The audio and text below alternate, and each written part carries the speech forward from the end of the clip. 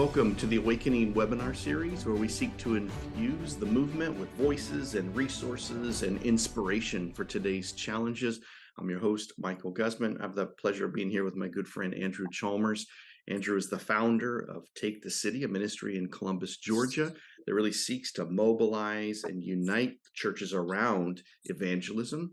A lot of training goes into it. He's the author of Discovering the Joy, which really does connect together both this missional heart that you'll hear Andrew carries, but also this deep heart of connection with Jesus that is really the source of the fuel for everything. And so he's got there's a ton of ministries that have been birthed under his leadership. And I'm excited for everybody on this call or on this video to be able to meet Andrew. And then, man, I would love to just see more connections across Oregon and Southwest Washington with Andrew and all of the various things that he and his wife Ellen are doing. So Andrew, so glad to have you here. Thanks so much, buddy. Appreciate it.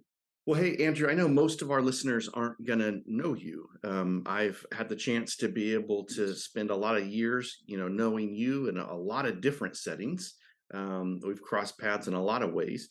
And then I got the chance to be able to introduce you to leaders in Central California. But now in my new post here in Oregon and Southwest Washington, I'd love for folks to just really, get the backstory of who and why and how and all this type of stuff. And so you have a pretty radical story of coming to Jesus. Do you mind starting there? Just how did you come to Jesus and what was that like? And I might bounce, more questions off of what you start to tell. So go for it. Yeah, for sure. And it's really fun to just continue to connect and see what God's doing. And we connected through the initial connection was I did a learning community with you because Yeah. I read Bob Roglian's Empowering Missional Disciples book. So that's kind of like how we Yeah. got connected. I know he's been a part of this as well. Yeah. But yeah, a little backstory. So, in 2009, I was in a just really, really dark place in my life and had been struggling with addiction from really the time I was in middle and high school, started using drugs. And by the time I was 21, I had, really just gotten to a place of just addiction and was, losing everything. And eventually, at the end, I lost just everything I had, my house, my car, Mm. dropped out of college, ended up on the street in Atlanta, Georgia, and basically wound up in a basically living out of a bag, stealing money, kind of in this really, really broken place. And it was one of those weekends when I was when I was out on the streets. It was a winter time. It was October, November when I was out there, and my parents, they were praying for me. And it's really interesting, but my parents were actually at a place where they were just really, really struggling with having faith because it was so discouraging, not only what Sure. had been happening with me, but even with just others in the family. And I found out later, just hearing them talk, that there was a Sunday morning that they were just why are we even going to go to church? Why do we, we're just so tired and, just Yeah. weary. And they're like, all right, whatever, let's go. And they've just been faithful believers for a long time.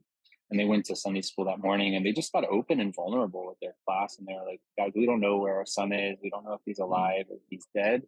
But, would you guys just pray for us and pray for our son? And so, a lot of the people in the class knew me since I was a little kid. Yeah.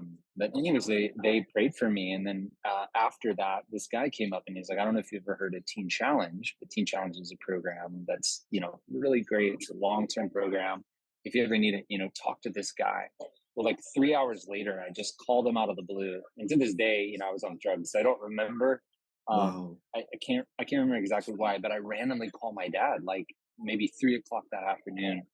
And my dad was it was weird when I called him because usually when I talked to my dad, it was this really depressing conversation or he was trying to control me or fix Yeah. me. But it was he had this sense of hope when I called him on the phone. I remember it. And he's like, wow, it's so good you called. And he's like, I met this guy this morning and he told me about this program and blah, blah, blah. He was really excited. I was like, no, I'm not Yeah. interested. I don't want to do that, Yeah. And so anyways, I went to sleep that night in a drug house on the south side of Atlanta. I woke up on the floor and I had I was awakened early that morning and I was hearing his voice like inside of me just saying, get up, you need to get out of here. Get up, you need to get out of here. Get up, you need to get out of here. And it was like repeating. And I was like, I think I'm going crazy. I don't know what's going on. Yeah. And I got really scared and I left the house. I like stole someone's cell phone and I went and I called my dad later that morning and I was like, Dad, I think I need to do what you said. And so anyways, he came down and he started looking for me. And by the time it took him an hour to find the neighborhood that I was in, but by the time he got there, I had disappeared and changed my mind. So I was hiding behind this abandoned house. And anyways, my dad Oh, came and found me and I was like threatening my dad when he found me because I was oh, again in a really bad place by that time. yeah. And anyways, my dad just was so patient. And he just waited, and he wouldn't budge. Like he wouldn't leave. Like I was like threatening to kill him. Like I was like so Wow. mad. He was there, and people in the neighborhood had told, I guess, where I was because they had watched me go behind this house. And anyways, he just patiently waited, and I just remember he was like, son, come with me. I love you. Mm, And so, he got me in the car and like this is like a day after my dad met this guy who got this random guy's phone number that yeah. was in Tennessee. So my dad gets me in the car, he drives me to Tennessee immediately. And I meet this guy. It's all like a blur. I don't really remember it all. But eventually a week later I wound up going into Teen Challenge and I was there Yeah. for about a month.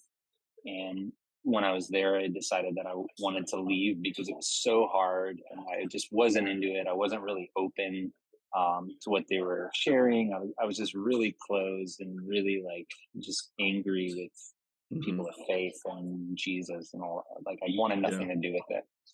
But the night before I left, God just really met me. This guy came up to me and he started to share with me like a word. It was like God was like talking through this guy, and I'd never Wow. experienced that before. Like ever in my life, where I felt like it was like God was talking through someone to me. And as he was talking to me, I just started weeping and like crying uncontrollably. And it was the first time I had probably cried like that since maybe I was a child. And so I Wow. knew that like because I was so reserved because of a lot of pain I had been through in life. It was like I was really reserved and closed off. And I just remember like when I started to experience this wave of like God's love and his presence. Mm, And this guy was telling me what he was saying. What he was saying, he's like, bro, he's like, this is not who you are. It's like God's called you to be a leader. God has a calling on your life. He starts like telling me all these things about my like future. And I just like lost it. And I remember it was experiencing God's love that brought me to that place of like, okay, I'm going to surrender. I'm going to quit fighting, quit wow. resisting. And that started that discipleship journey, where over the next couple years I was discipled and worked with that ministry, was mentored and pastored.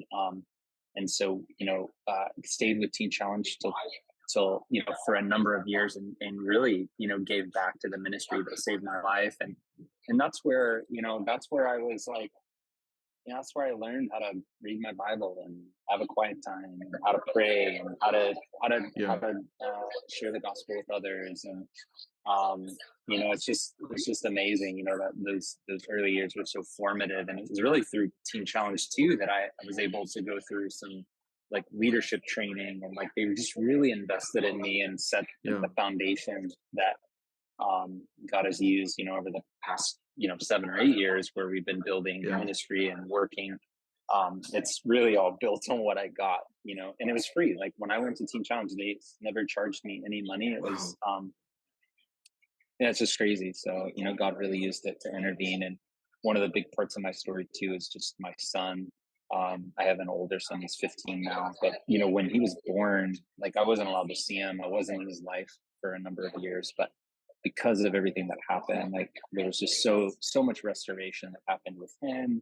Yeah. And yeah, just with family and just lots of miracles and just amazing things that God did, through that. And so, yeah, it's just God's grace and the work of the Spirit in my life. It's the Yeah. only reason I can explain why things change, so dramatically for me. That's amazing.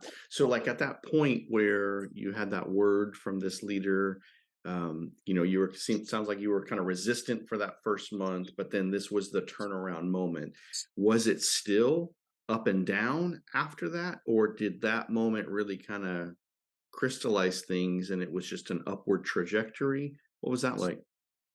Yeah, I think that over the first couple of years, I had a number of like real like crucible moments that was testing like, am I gonna continue on the journey that I'd started?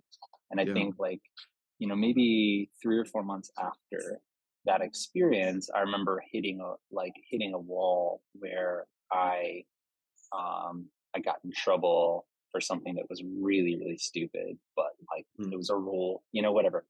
And yeah, there were definitely like a number of times where it was like yeah. there started to be like a testing of my heart, like in the Yeah. revealing of lots of like pride and other issues that I was dealing with. And there were times where it was like, man, like I just want to turn around and go back to where I came from. But Yeah. I would say for the most part, it was like, yeah, it was an upward, trajectory. And really the next like defining moment was a year later, Hmm. when we were preparing to go to Africa. um, I was going with a group on a trip to Africa to go serve at a teen challenge there. Yeah. And in that process of preparation, we traveled to Tennessee and went to this like little country church, and this pastor prayed for me there. And I had never like had just like an encounter with the presence of God, or like really like had an experiential connection to the Lord, besides what originally happened to me with that guy who was talking to Yeah. me and I felt God's presence. Um, but really like there was this morning up there where we went up to Tennessee where God really marked me. Mm, And I don't know how to explain it, but it was like that was another major shift. And yeah. really from that point is really where things started to shift and transform, as far as things were like accelerated. um yeah, it's kind of hard to explain. You think like Yeah. one person prays for you and everything starts to shift, but for me, I remember there's like a few defining moments where, yeah, Yeah. things turned around and kept moving forward, for Yeah. me. So Yeah, no, I hear you. I relate a lot to your story, though maybe there are a lot of different elements to it. The general trajectory, there's still some similarities. And yeah, it feels like there were seasons where, okay, maybe the Lord, by His grace, equipped me to kind of take this new ground, but then there were like real important defining moments after that. So yeah, that sounds actually real familiar to me in a lot of ways. So what about like you're getting all this leadership training, you kind of talked about it that ultimately that investment made this huge difference in you establishing these various ministries, but like how did you then kind of hear or understand this call to ministry in the beginning? What was that like for you to go from this guy who didn't want anything to do with the church, and now here you are in this program, and now I actually think that God wants to use me as a leader in His kingdom.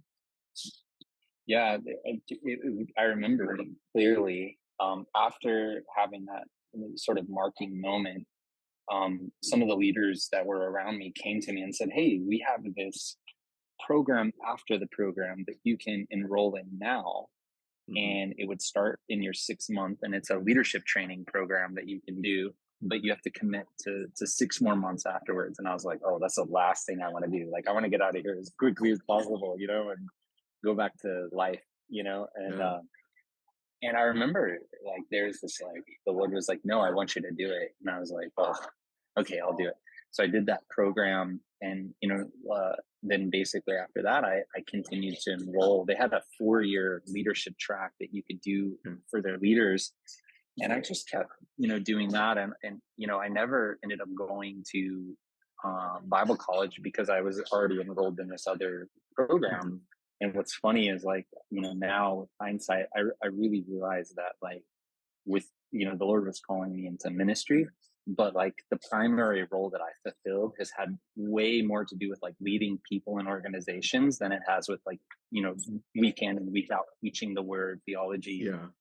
Like I actually really love that stuff, but it's like it hasn't been central to what I've needed. And it's cool like just to see that like actually the preparation that I went through was a lot more of like leadership training and experience Yeah. that was like really setting me up. And I remember even going through some of the courses and things that I was learning. It was like, why am I learning all this? I don't need to know this. I'm just That's awesome. I'm just some worker at Team Challenge. I just like create documents and plan events. Like, why am I learning about all these leadership principles and whatever. I don't lead anyone. It's Yeah. so cool to kind of see how things were set on that trajectory. And I would say it was that leadership program of mentors that really Yeah. invested me. My pastor, my boss's boss, like took me under his wing, and even like a Mm, couple of days ago, I had a call with him, and it was like speaking to the cool. Father. Just like even Yep. years later. So I really think it's like because of a lot of people that Yeah. I that I went from where I was to like being able to step into a leadership role and being able to embrace the calling that I felt, is like a lot of it was because of the people that were around me, people Yeah. that believed in me, and Yeah. one of the main people that was so my boss for those years who actually developed the leadership program that I went through. She Mhm. now works for our ministry as a consultant and does leadership training for us. So, like, I mean, an hour or two ago, I was on a call with her. So, like, That's even like cool. 10 years later, I'm still Yeah. connected. And so I really think it is because, those people that God put around me to help Yeah. support. It's amazing. Yeah. It usually is. Like I find again and again. In fact, the kind of next question I want to get into will just push you further in this, but there's usually key people that the Lord brings into an individual's life that play, really important times, whether it's that guy first time kind of from the voice of the Lord, like a conduit of the Lord to you, or people making investment like you had even described, seeing something in you and believing in you maybe before you even believed in yourself or anybody else did. So who are those kind of key people from your history that you would say these people made important investments in you? Yeah, I had a lot of different scenarios and situations that I was in the first like maybe 5 years that I was serving. And I remember some scenarios, it was hard because I was working for highly visionary leaders that Mm, didn't have capacity or the skill set at that time to like invest and multiply in others. And mm, I think that my main role in those seasons was actually just to like watch, learn, get yeah, skills, and really it wasn't even really about me. Mostly, I think it was just about me serving other people and what they were building and doing to help others. But then, when I went to work for Carissa, who's the woman that I was talking about, she was my okay, boss. yeah, I worked for her. I worked in her department for Teen Challenge for a number of years, and um, it was the first time I ever had a leader that was like started to see that there were giftings or like things that I could do outside of what I was doing that presently, makes and really sense. started to give me freedom and just be like, yeah, go do that. And in fact, and I found this out years later that other people in the corporate office where we were working, because it was over a whole section of Teen Challenge on the East Hmm. Coast, um, they were like giving her, like trouble. Like, why are you letting him do all this? Like, and I was totally ignorant of it because Yeah, I wasn't really involved with the politics of the organization. But sure. apparently, like she stood up for me, and I was like, no, like he needs to do this. And but she gave me way more freedom than like others were given. But that was like Yeah, she started to see capacity for me um to do outreach, to organize events, to do trainings, things that were a little unusual for the organization. And it's like, it really, really, really fostered that. And what's so cool about Teen Challenge is like even when, I remember when I began to have a sense that I was supposed to leave my job and start another nonprofit, my own nonprofit organization in the same city where they were based, which could be perceived as a little bit of like, hey, what's going on? You know, anyways, they were like, we support you. You can open up your offices in our offices. Here's two.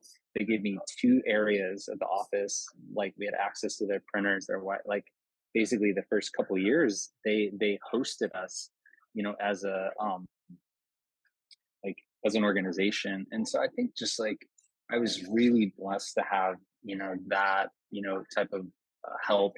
And then another one is one of my board members the first 2 years was an administrative pastor at a, like a church with like 1,000 to 2,000 people, $1 million to $2 million a year budget. So it was a sizable like organization. And he came on my board because my pastor kind of made him. And, like I didn't mind because what he brought was like he brought this, I had never been in a board meeting ever. in my life. When I started a nonprofit, Yeah. my first board meeting, Yeah. I looked at everyone. I was like, "What do we do?" And That's great.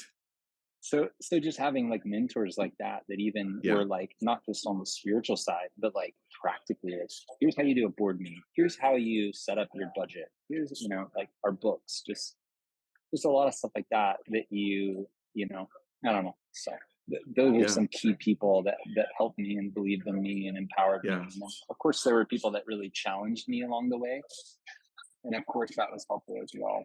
I think Yeah. people that really spoke the truth and called me out. I think I'm really thankful for those seasons and those people as well. I may not be as close to them, but like they probably served as maybe even a bigger purpose than the ones Yeah. who just really were empowering and supportive. They Yeah. both played a role in my life. So That's awesome. That's really cool. Thanks for sharing all of that. So, okay, that brings us to this point then. You kind of have alluded to it. So now here you are starting your own ministry called Take the City. Like describe what especially in the early days, what was the vision and how did Take the City begin? Because I know there's a lot of not iterations, but branches that begin to develop as you start that. So what's it about? What's it like? yeah, so basically the initial idea was why don't we gather people from all the different churches in our area and do training and then just go do outreach in different parts of the city and serve the city, do things that are going to be like a blessing to the city, but let's do it like with other organizations, other congregations, and let's try to make a huge difference, a huge impact. So what we started doing is hosting like citywide prayer gatherings and then a citywide Mm, day where we would basically gather, train, equip, get everybody ready, and then we would go out and go to maybe 5, 10, 15 different locations, but we would do yeah. it together. So like on a team you might have 10 people, but that could be 5 or 6 different organizations are represented.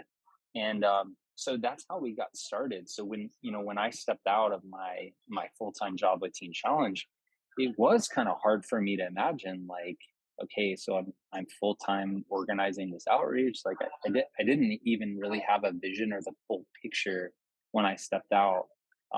But I basically had like 3 months to transition. And then the summer of 2015, we started the organization.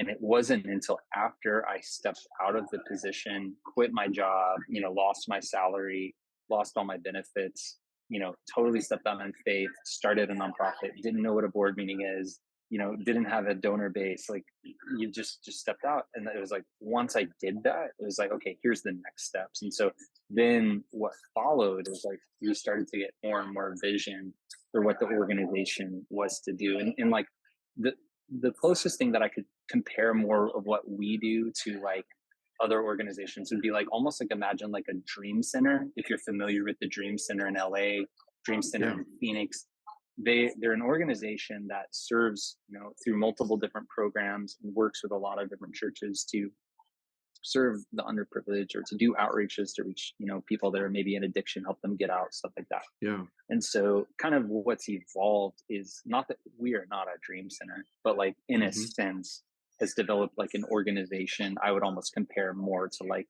what you would think of as a dream center, Yeah. that's more of a hub and works with a lot of different organizations and churches in our Yeah. city. That's kind of what's developed over time. That's cool. Yeah. So describe some of those different types. So you've got Take the City does training, mobilization, and equipping of churches and organizations for evangelism. But then you've got like I think there's a clothing like place. There's like you're helping women get out of trafficking. So describe those various branches that Take the City then kind of is the Yeah. umbrella for. Yeah, and that's a great name or a great term. Like basically we're like an umbrella organization for different initiatives that have been birthed either through me or my wife or our team. And yeah, we have the a boutique that's based in Columbus, and our ministry is based in the inner city in a neighborhood Hmm. that struggles a lot with meth and crack and other substance abuse issues. And what we did is we started a boutique that's 100% free. And I'm telling you, like we get donated clothing with the tags on it. Like I don't know who these people are, but basically like, every week, I mean, we're getting like really, really high end clothing for women that's just brought in. And I guess like people buy clothing and they like, I don't actually like it. And they just, Wow. donate it to us. But we have a really nice boutique. And basically what the idea is you can come in once a week, no matter who you are, no matter where you come from. If you want to come in and receive our services, basically you can come in, you can go shopping, but it's totally, Yeah. it's for free, but you get a shopping experience. So a volunteer is paired with you. You're taken around. You get to pick what you need, and then we also offer toiletries, and then we do have a Yeah. shower because we serve a lot of women that are homeless as well. And so, Hmm. just one of the struggles is like just staying clean and Yeah. hygiene and stuff like that. So we offer a shower, and then we also do Bible studies and counseling. And so the girl that runs that program, she's actually a woman that we met on an outreach at a like a crack motel like 5 years ago. She was actively serving in prostitution, and when the group showed up, she thought it was a group of like people coming to offer to hire their services. Yeah. And anyways, she had a total life transformation, and now today she runs our boutique. So like Beautiful. when she's interacting with these girls, most of them she's known for 20 years because she used to Wow. like work with them. So she's kind of like the woman by the well. Like, Yeah. when you think of like what she represented in our city, like she represents that to a lot of women that are stuck in Yeah. prostitution and sex trafficking in our city. And then we have another outreach called the Redeem Outreach, which is just Okay. basically we recruit people from different churches in our city to gather on Friday night, and we go out to these motels. We also go to neighborhoods where prostitution is taking place, and we just do outreach. And the way we do it is we take roses, and we have, it's the groups are mostly women, but we have Hmm. guys there, one guy with each group of women for security purposes, because we have had issues especially with like pimps and traffickers, that where it Yeah. can become really dangerous or precarious when you're Yeah. interacting with women that are seen as property. And so we basically have cards with a hotline number, or we have like other things that we can give women that have like secret numbers that they can Mm. contact us. And so we distribute those to women that are in prostitution and sex trafficking, and then we give them roses too. So you just imagine like a group of women that will take those roses to Wow. them, and then basically just saying like, hey, you're valuable, you're worth something. Yeah. And like, if you ever need resources or anything, like, contact us. And from there, basically what happens is we direct them to, there's a number of programs. There's actually a lot of resources in the past 5 years that have cropped up, like residential programs for women that are in those situations in the Yeah. southeast at least. And so I don't know how many we've taken to programs over the last 5 years, but like it's like, Beautiful. I mean, like hundreds of women Yeah. we've helped, we've gotten into the programs. And um, yeah, so those are a couple of things. We also have an initiative called Project Lifehouse where we've Yeah, good. I'm renovated glad you're going to houses. bring this up. Yeah, when I first heard about this, I was blown away. I think, if I remember correctly, when we first started actually kind of doing ministry together, you had said something like, "Yeah, so the city likes what we're doing, and they gave us something like 10 houses." So Yeah. go for it. Tell us about this.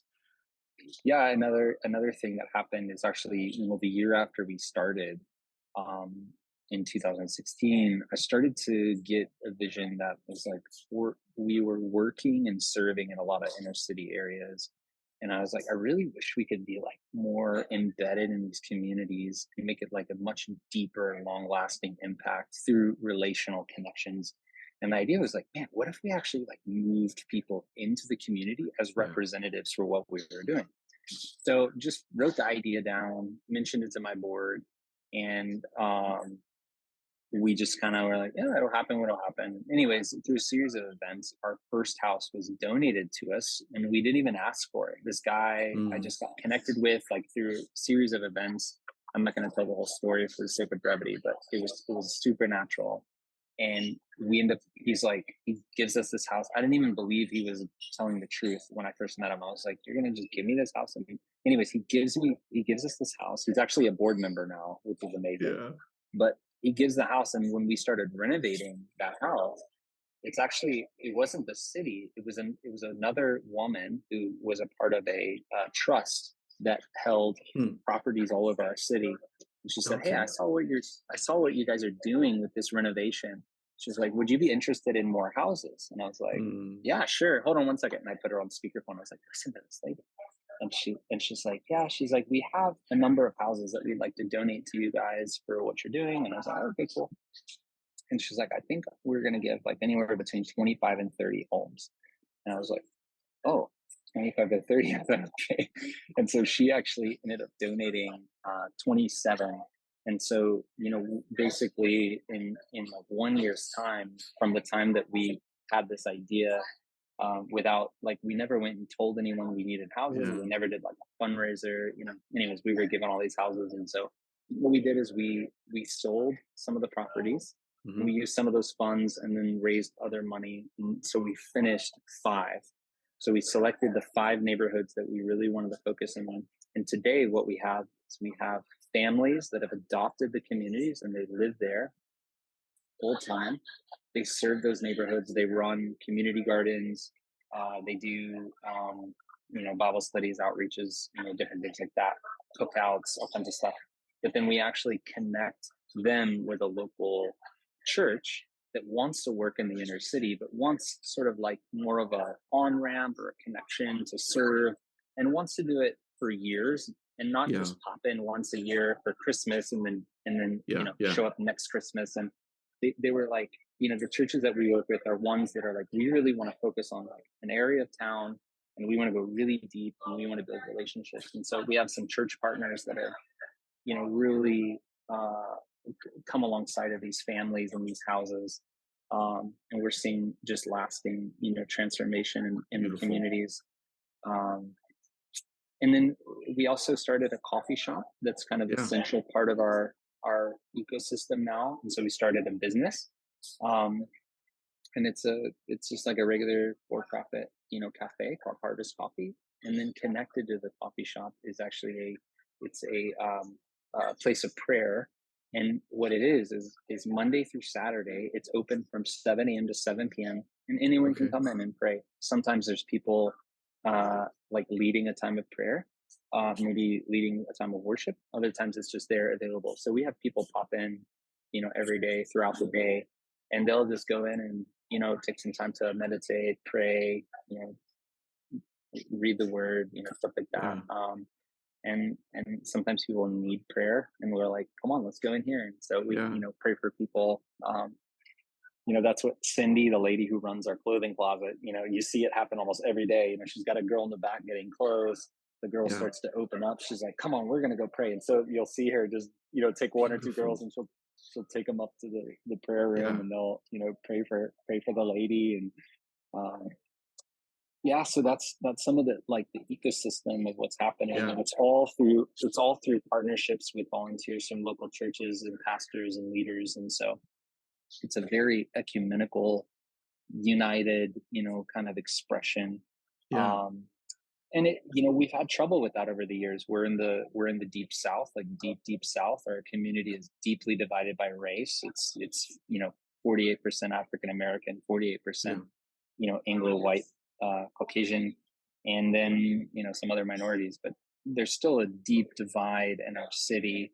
And so one of our efforts, that's not like a program, but Yeah. it's also like, we really have a heart to see healing and reconciliation, specifically between leaders in the church, because there's not only a racial divide, but it's also a deep political divide, which causes Okay. like, people, the political divide is also very racial. And so, Yeah. as you can imagine, every 4 years, every 2 years, like there's this cycle in our city of just, it's really negative, it's very destructive, and it's painful. And so we just believe that God wants to heal some of those wounds and bring reconciliation, bring relationship, just so there's Yeah. less stones being thrown, and that Yeah. people are willing to work together. And so unity is another thing that we've become really passionate about, is trying to labor. And I think honestly we're still learning about that. We're not, I wouldn't say we're great at it. I think it's Yeah. something on our heart, it's something on God's heart. But navigating it is kind of like navigating a field with landmines. It's Yeah. it's I hear hard you. at Right. times. Yeah. Wow. That's cool. Awesome. Okay. Well, hey, I want to transition, and I am kind of recognizing our clock. So I'll let you know your time frame kind of help determine some of this. But I'm going to take you back. So if we look at our story, I had invited you to come out. You were a speaker at an annual conference that we did. Jim Lyon was the main stage speaker, and then you presented about Take the City. That led to the next time you came to Central California. We then did a Take the City training time. We got to experience all that. We mobilized teams of leaders from across Central California because you had various Church of God leaders and others that I had come into contact with who participated. And then we went out into the city of Exeter. There were really cool stories. People got healed. People came to the Lord. There were just loads of really great things. And then I watched a lot of leaders at the local level and at the wider regional level just really come alive in taking risks that maybe hadn't been taken before. And there was just an awakening that I was watching at an individual and organizational level for seeing God's kingdom demonstrated around us. So a lot of really cool fruit that I can still see threads of from that time frame. But so that first time you came, you were getting ready to leave. We were at my house. Jim Lyon was there. We were all kind of saying our goodbyes. Jim was departing hours after you guys. You guys were traveling on. And then, I think we all prayed for one another, and then you left. And now here we are talking with Jim. And then I start getting text messages from you because you went to go fuel up at the gas station. And so you're like, bro, somebody just gave their life to the Lord at the gas station. This is amazing. Here's the contact number. So it's great. This is, like, I can see this is, what ministry is like for you. You're connecting with people and connecting people to others. And then it seemed like there was another string of text messages that kept coming from you until I think we chatted on the phone because there was so much. Now somebody got prayed for, they got healed. So let me just use that story to just get at what I notice about like being around you and Ellen and the ministries that you guys do. There's just this really naturally supernatural lifestyle that you walk in. It's not showy. It's not uh, compartmentalized, so it's only on the stage. Like it overflows into just every day. So I don't know, can you just speak to that about like maybe you tell stories from that gas station time if you remember them in the same ways that I remember them. But I'd love to have people hear like what's it like to, I don't know, walk in what I describe as this naturally supernatural lifestyle. Yeah, for me, I think that the first thing I just want to say is that on a personality spectrum, I'm actually an introvert. I'm not a natural, like, I don't love big crowds. Like, I'm not drawn to just hanging out with people, or like, that's not what I do for leisure. Like for fun, I like to go hiking alone and do it for like 8 hours, and like I recharge, and like I'm Yeah, very introverted. yeah, And me so I too. think one of the misnomers of like people that are have a capacity to engage people with the gospel and see God move and build new relationships and do what we might call evangelism or outreach. It's like, well, those are people that have like a gifting or like a personality that God's given them. But the reality is, like, I really think what's amazing is God is calling all of us, to be a light, in the world around us, and to be able to impact the world around us. And actually, like, what I've seen and what I've been learning is I actually think that God, he loves like shining through who he created us to be. So like he doesn't want me to act like some preacher I watch on YouTube, Yeah, or yeah, some guy I saw in a movie or whatever. Like he genuinely, like the Lord is genuinely excited about using me the way he knitted me and designed me with my personality to hmm, impact the world around me. And he's not looking for me to try to force myself into some other like personality or gifting. that's good. And so just want to say that because I really think that everyone has a destiny and calling, to make those, make an impact. And I think like even like the example you just gave, that story, I've seen it. Yeah, I don't know how many times I've seen it happen, but like in public places or places where we're at a park, or we're hanging out as a family, or I'm alone, traveling at a coffee yeah, shop, whatever. Um, I think the biggest thing I've seen is like when I begin to sense that the Holy Spirit is really prompting me and he's pushing me and saying, I want you to go here and go talk to this person, go say this to that person, offer to pray for that person. They're going through something. And it's usually really, really simple. It's not like this big, magical whatever. It's like, Yep. it's really simple all the time. Yeah. But I just feel this nudge. And I'll just be honest, 95, 99% of the time, I don't want to do what I sense God is telling me to do. Like, I Good. think a lot of people Good. also have the impression it's like, oh, well, like, Yep. he does that. Like, he just must always just want to do that. No, it's like, I'm busy. I just got off a bad phone call. I'm stressed Yeah. out about work. I'm So dealing good. with drama. I'm dealing with my kids. Like, I'm overwhelmed. Like I'm dealing with everything that we all deal with. And it's Yeah. like most the times I've actually seen God move in the most powerful ways, it's like many times I don't even feel like saying anything or doing anything. But what's amazing is when I step out of my comfort zone and I step out in faith and I obey the Lord and I look for those opportunities. It's Like good. I know He's wanting me to go talk to that person, but I don't even know what He wants me to say. Just go talk to them.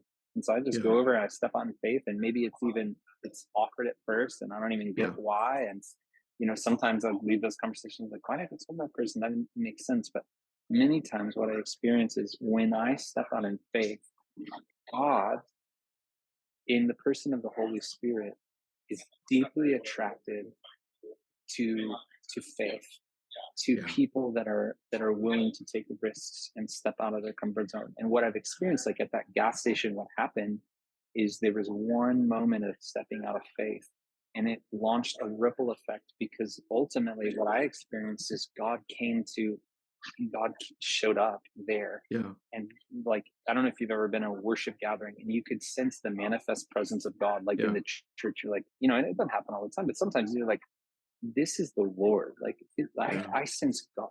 I sense the Lord. Like you can sense Him. And Yeah. of course, God is everywhere all the time, but there is a way that God will manifest His presence. And I think one of the big things is that when we step out in faith and when we take risks, God is attracted to that. And then He begins to manifest Himself and He begins to move in powerful ways. And It's good. many times, I remember being in Prague maybe 10 years ago. We were in the Czech Republic, which is like 99.9% atheist country. And we're there in the city. We have two translators. We have a group of maybe 8 or 10 people. We're doing outreach in the downtown city of Prague. And we just stopped in this corner and we just started praying for these people. And you could sense God showed up on the street corner. You could just sense He Mm. was there. And I'll never forget what happened. People were walking and they just started coming, and literally, like, again, I'm in an atheist nation, a line formed, and there was a line of maybe 8 or 10 people, total strangers. They just created a line because they were watching what was going on, and like people were Yeah. crying and getting touched by the Lord. And this line formed, and literally, like, we ran out of translators. We didn't have Wow. enough translators with us, and so we didn't even need them. We just started going down the line, and people were just like letting us just pray for them, and God just started like touching people. And of course, we didn't know what to say to them, so we waited till the translators could get to them. But it was Yeah. like, I remember watching, like, whoa, like people are not attracted to me. These Yep. people, like, they sense God was here, and they, So good.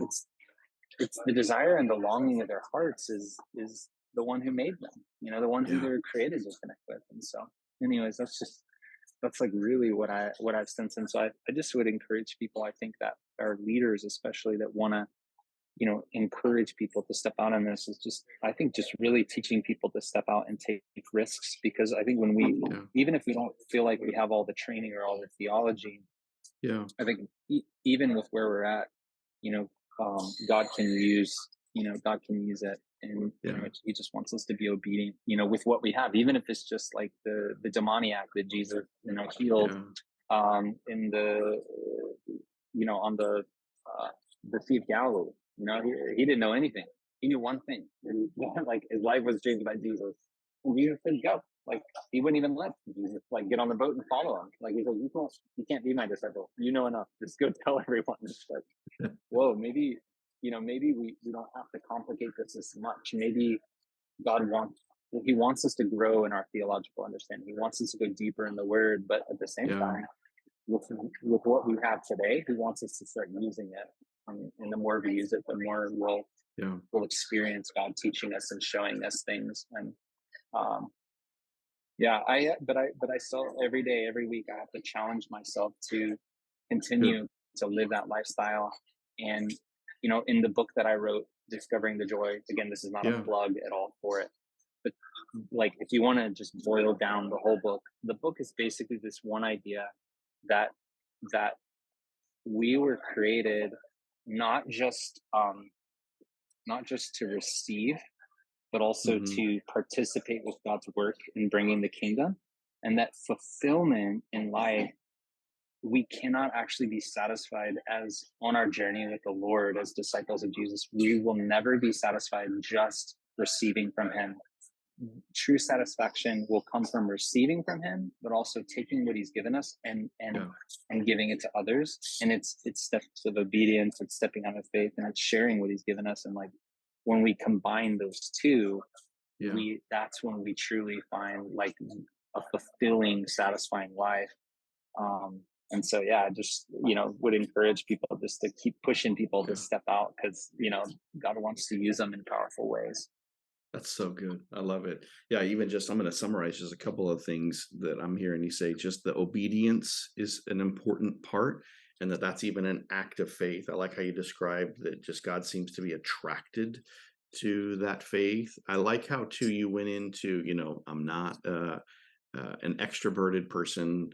Many times, I'm busy. I don't want to, but as you like get cross that line, then you've discovered here's this place where God does dwell, and then it's like you're not that you're creating them, but you're participating with God in the midst of those times, and then you get to watch Him do amazing things that you couldn't do all on your own. That's really good. I know that too in the book and at the training that we've gone through, you've really connected not just that. You had talked about receiving from the Lord, but then also giving. So here's this outreach evangelism, that there's just this amazing joy that comes in that. But talk about, and this will be the last one, we'll wrap up here. Talk about like the connection between doing that, kind of this mission side of thing, but also the importance of abiding and staying connected to Jesus. As He talks about in John 15, He's the branches, and or He's the vine and we're the branches. Yeah, no, that's so important. And that's really, just what like the book, the training that I do with churches, it's like, you were even talking earlier, we were chatting about the training that I do, and it's like you were kind Yeah. of, I think you were expecting like he's going to come in and it's going to be a 5-step seminar on all the methods. Yeah. And one of the reasons that I don't do that is because I actually don't think methods are enough to promote a It's good. lifestyle of this thing. I think Yeah. methods can get someone to do it that day, but really it's from the place of truly abiding that you can Yeah. bear lasting fruit. And so It's getting good. people to a place of like deep connection, longing for the Lord, it's from that place of intimacy, it's from that place of connection, that we can truly make a difference. And I think like for me, the the importance of that is like, I don't know how to say it. It's like the most important thing I think for me in my journey. And I Yeah. think that too, even like doing this today, and even you reminding me of like what I say, it's like I need to constantly be Yeah. reminded, because I feel like Hmm. my tendency and my pressure as a leader is to come out of the place of abiding and step into striving. It's like Yeah. it's every Man, day. I The hear you. the Yeah. pool of my soul, the pool of the flow of even the,